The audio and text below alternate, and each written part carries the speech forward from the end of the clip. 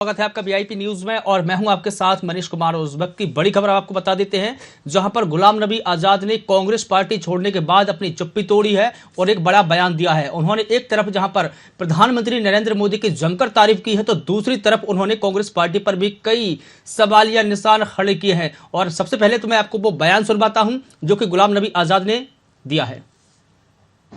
First of all because आप media को हो, आपको सिस्टम नहीं मालूम।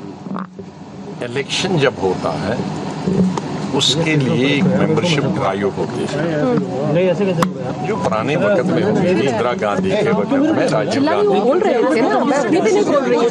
अरे कॉन्स्टिट्यूशन, अरे यार सुन, वो होता है कि गांव की आपको गांव में घर टू हाउस जाना पड़ता है और उस मेंबर से फीस लेनी पड़ती है, उसके सिग्नेचर करानी पड़ती है, उसको मेंबरशिप बनाना पड़ता है। शहरों में आपको मोहल्ले से मोहल्ले, तब लोग जुड़ जाते हैं, असली मेंबर आते हैं। ये क्या बनाया है हमारे खाना पूरी करने के लिए, ब्लॉक में बैठे वोटर लिस्ट ली और नाम डाल दिए 500 लोगों के और 500 लोगों के पैसे भर दिए, हो गया मेंबरशिप। वो नकली मेंबरशिप है, उसमें एक हिंदुस्तानी जुड़ा नहीं है। उस नकली मेंबरशिप पे आप फिर नकली कागज की बिल्डिंग बनाओगे, इतनी छत ब्लॉक से लेकर नेशनल लेवल तक, तो कागज की बिल्डिंग या तो आग से जल जाएगा या हवा से जल जाएगा। उसमें सीमेंट नहीं है कहीं, उसमें है क्या करें आप लोग, ईंट नहीं है, दीवार नहीं है, तो ऐसे इलेक्शन से करने का क्या फायदा। ये फार्स है। नंबर 2, बैंक लूट गया, बैंक में कुछ नहीं है।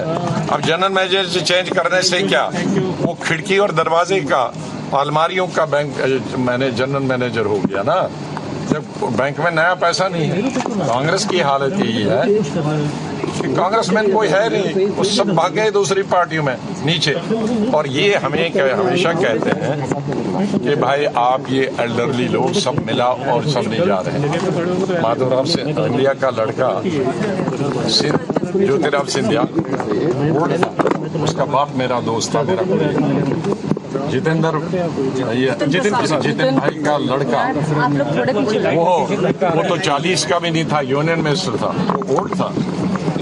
आरपीएन सिंह, वो भी तो राजीव गांधी था।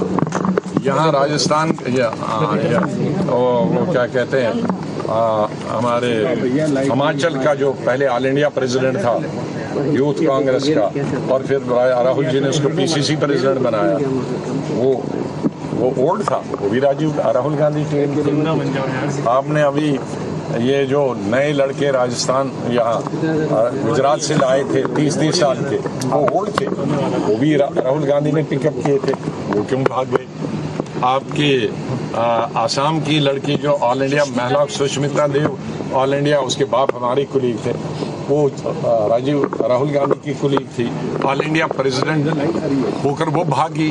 तो सबसे ज्यादा तो भागे हैं वो राहुल टीम भागी है। हम तो राहुल टीम नहीं थे, तो हम तो इंदिरा गांधी, संजय गांधी, राजीव गांधी टीम थे। हम तो अब अपनी पार्टी बनाई, हम भागे नहीं। टीम तो सबसे राहुल गांधी टीम भागी है, और वो जब कुछ उसकी उम्र के हैं, कुछ उसकी। अध्यक्ष तो अभी भी राहुल ने क्या भविष्य आप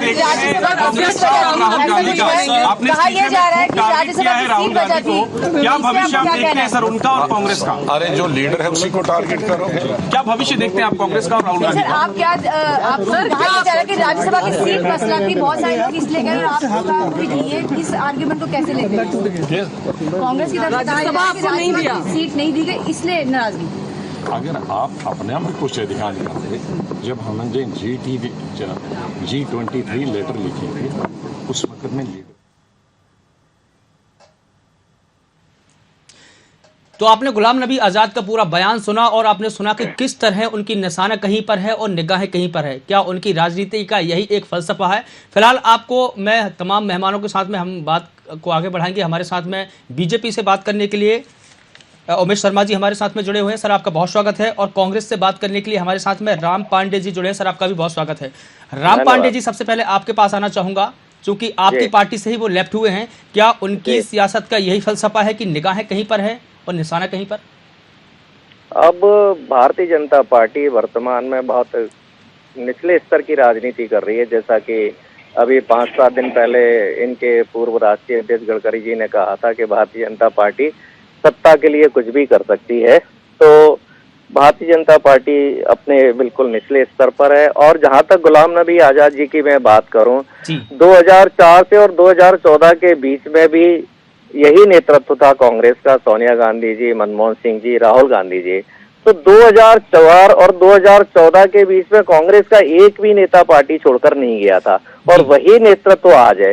तो जब केंद्र में सरकार थी तब एक भी नेता कांग्रेस छोड़कर नहीं जाता है, और जब केंद्र में सरकार कांग्रेस की नहीं है तो नेता छोड़कर जा रहे हैं। इससे तो ये साफ जाहिर होता है कि जो लोग कांग्रेस को छोड़ रहे हैं वो सत्ता के लालची हैं, पद के लालची हैं। एक बात ये भी साफ हो जाती है कि आपके संगठन में ही कहीं ना कहीं कमी है, क्योंकि तो आपका संगठन मजबूत है। 2014 तक कमी नहीं थी। पार्टी क्यों छोड़ रहे हैं? संगठन मजबूत मैं वही तो आपको बता रहा हूँ, आप सुन कहाँ रहे हैं? जी बिल्कुल। 2004 से 2014 के बीच में यही नेतृत्व था, कांग्रेस पे केंद्र की सरकार थी, एक भी नेता कांग्रेस छोड़कर नहीं गया, चाहे गुलाम नबी आजाद। अब क्या हुआ आपके संगठन को?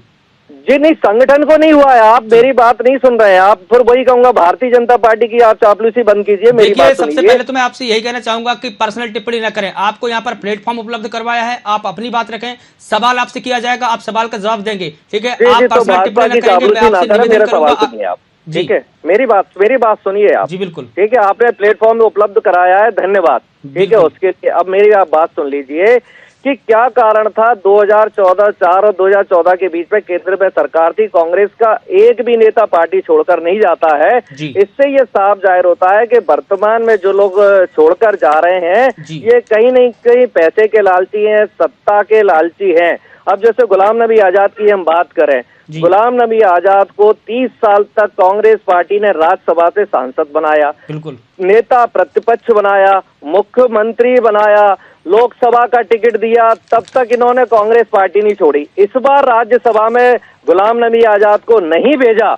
यदि कांग्रेस गुलाम नबी आजाद को इस बार भी राज्यसभा में भेज देते तो कांग्रेस बहुत अच्छी थी, क्योंकि राज्यसभा में नहीं भेजा इसलिए गुलाम नबी आजाद के लिए कांग्रेस खराब हो गई। तो जो भी कांग्रेस को छोड़कर जा रहे हैं ये सत्ता के और पैसे के लालची है। आप बड़ा आरोप लगा रहे हैं कि सत्ता के लालच में वो कांग्रेस पार्टी छोड़कर जा रहे हैं।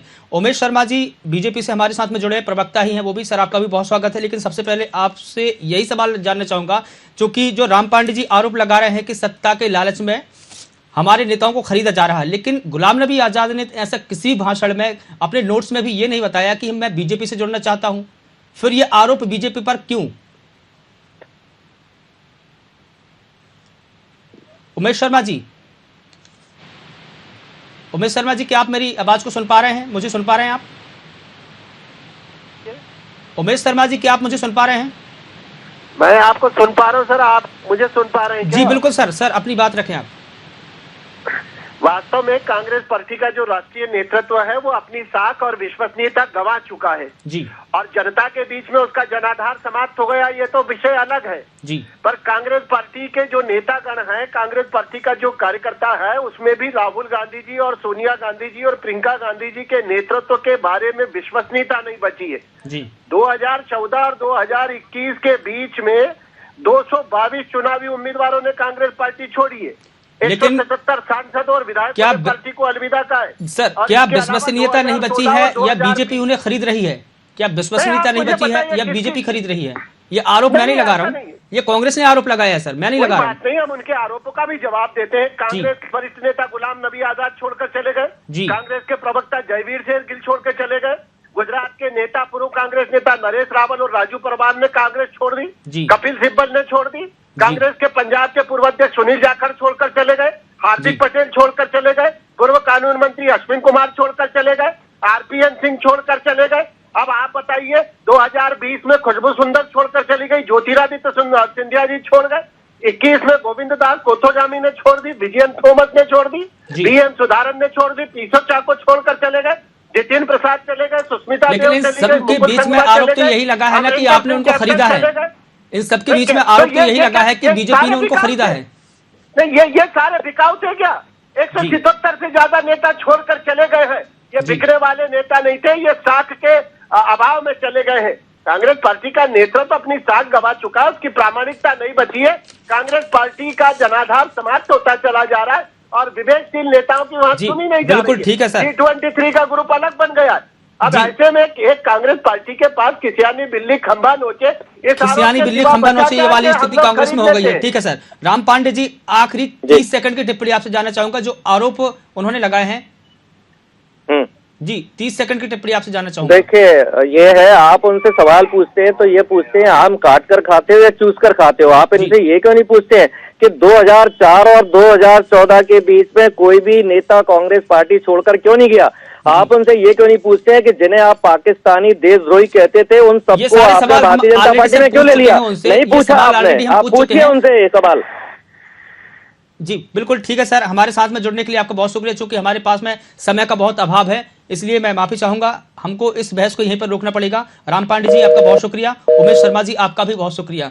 चूंकि कांग्रेस पार्टी छोड़ने के बाद में पहली दफा गुलाम नबी आजाद ने अपनी चुप्पी तोड़ी है और इस चुप्पी में उन्होंने जहां पर कांग्रेस पार्टी पर कई गंभीर आरोप लगाए, तो दूसरी तरफ उन्होंने प्रधानमंत्री नरेंद्र मोदी की जमकर तारीफ की। उन्होंने कहा कि मैं प्रधानमंत्री मोदी को बहुत क्रूर समझता था, लेकिन वो ऐसा नहीं है, उनकी आत्मा बिल्कुल साफ है। तो फिलहाल मुझे दीजिए इजाजत और आप लगातार बने रहिए VIP न्यूज के साथ। नमस्कार।